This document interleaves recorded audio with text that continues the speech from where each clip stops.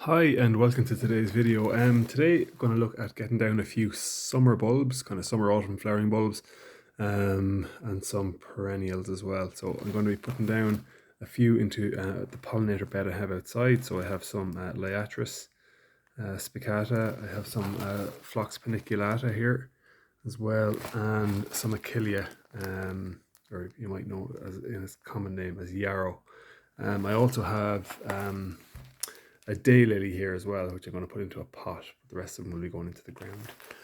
So your Liatris then are kind of there's 10 bulbs in this, so it's a packet of 10 that I got from Lidl.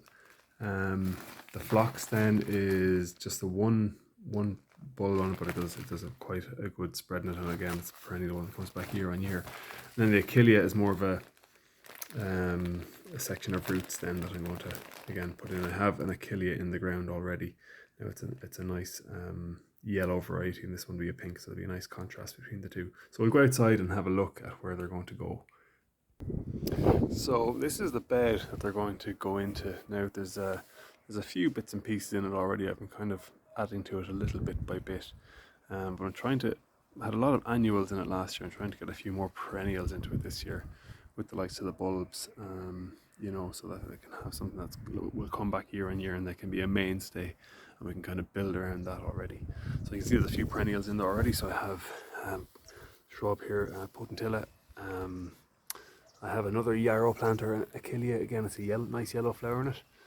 I have a couple of calendulas left over from last year, although they're looking a bit raggedy now at this stage. We'll see how they get on. I have a dianthus there, which I think I might move on. I wouldn't be the biggest fan of dianthus, but I might move it on to somewhere else, maybe at the front. There is, if you watched last week's video, actually there is a salvia in there again.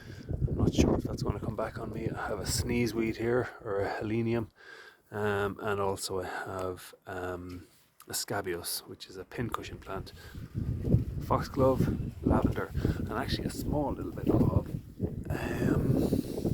oregano here, which I may move on. I think that must have self-seeded or something like that from. I had a few other seed plants grown, and the one I put in there a couple of weeks ago then is the butterfly bush, or the buddleia. So I suppose the next thing is to choose a spot for all these, and a good thing to help you with that decision is to look at the overall height that these plants are going to get to. So with the likes of the Liatris here, it's quite windy here today, 70 centimeter height on it, you can see there. So I'm going to put them in behind the lavender. Again, they won't be up till kind of summertime anyway, kind of July time they'll be flowering. But I'm going to put them over there. The yarrow, this guy here, again, 70 centimeters as well. I might put it, we have the salvia here, so I might put it over here somewhere, but somewhere towards the back there, a little bit taller. So, you don't want anything too tall near the front. The daylily is going in the pot here. And then the phlox, again, you're looking at 80 centimeters in height. So again, that will need to be some here and here. So might go over here in the corner. Get that there. So again, it's a good idea to lay them out again before you start digging as well. So these are my Liatris bulbs in the ground here. A little holder. I want to keep them quite compact together. I want that kind of impact from them. So you can see just with the little bulb there, you have the green growth to the top. That's obviously going to grow upwards. And you have these little hairy roots in the bottom. So again, they obviously go on the base. It's fairly straightforward then.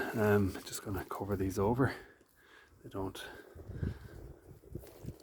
They're about 8 centimeters into the ground, or maybe 2 times the depth of the bulb really, is what I've done with them there. And just slightly pat that down, give it a rustle over, and you wouldn't even know I'd been there. Nice and neat. Next plant I have here then is the Achillea, or the yarrow as you'd might more commonly known. It's generally the one you see grown in the wild has a white flower on it. As I said, this one has a pink, and this one over here has a yellow flower on it. Now they've sometimes actually grown it in herb gardens as well. They have very nice kind of ferny aromatic leaf on them as well, and they would have been used for medicinal purposes in the past. So as you can see there, it's kind of a selection of roots, and you can see some green growth coming up there on it. So you just want to make sure that it's firmed in, and so just going to place it there, break up any bigger clumps, place it in around it.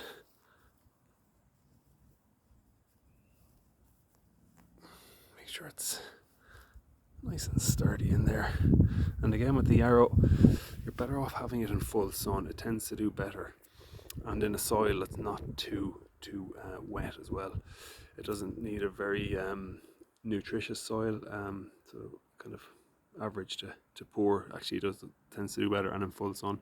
Actually, if it's not in full sun, it tends to spread a bit more and be a bit more leggy. So again, full sun helps it, because it can be a slightly invasive plant at times. So again,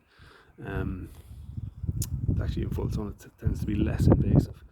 Right, we'll move on to the phlox there now. So here you have your phlox. Sometimes with these bits and pieces you take out, it's hard to know what's up and what's down. But again, look for the green growth on it. And you can see a few different shoots coming out there. So again, I think this is the base here. So I'm gonna just place it in the ground. Like, you might have a few roots coming up out of it there, but again, it'll sit nicely in the soil there.